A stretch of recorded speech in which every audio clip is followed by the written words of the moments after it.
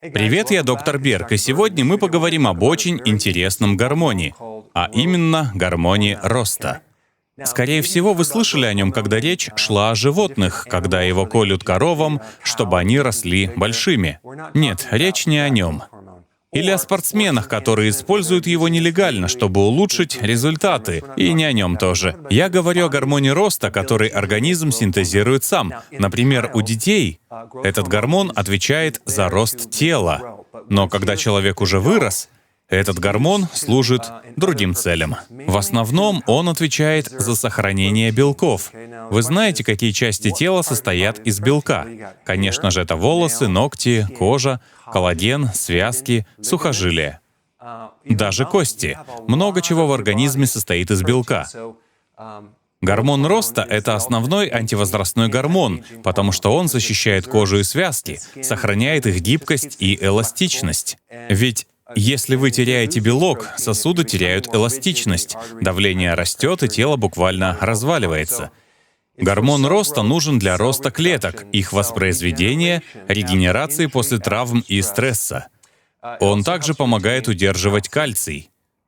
Он влияет на когнитивные функции. Те, у кого он понижен, страдают от проблем с памятью. Еще одна интересная функция этого гормона — он способствует сжиганию жира.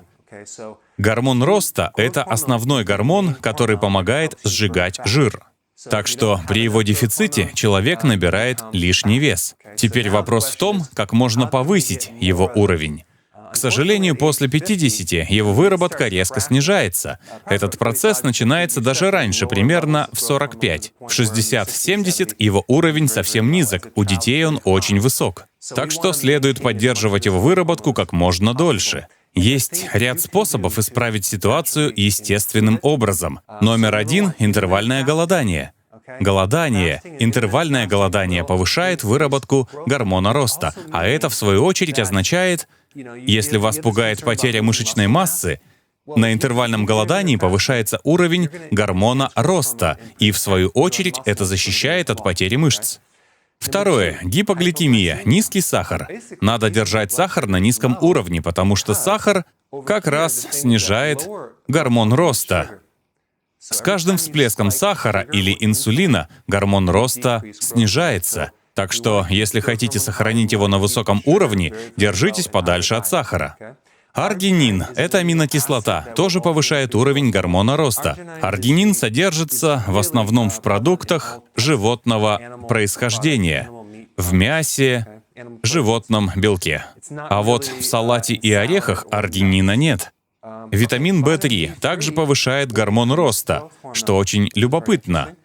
Это ниацин. И последнее — интенсивные упражнения. Высокоинтенсивные интервальные тренировки очень полезны для повышения гормона роста. Если объединить все это, я имею в виду кето-диету, интервальное голодание, интервальные тренировки, а еще отказаться от сахара, то вы значительно повысите уровень гормона роста. Это, в свою очередь, замедлит процесс старения.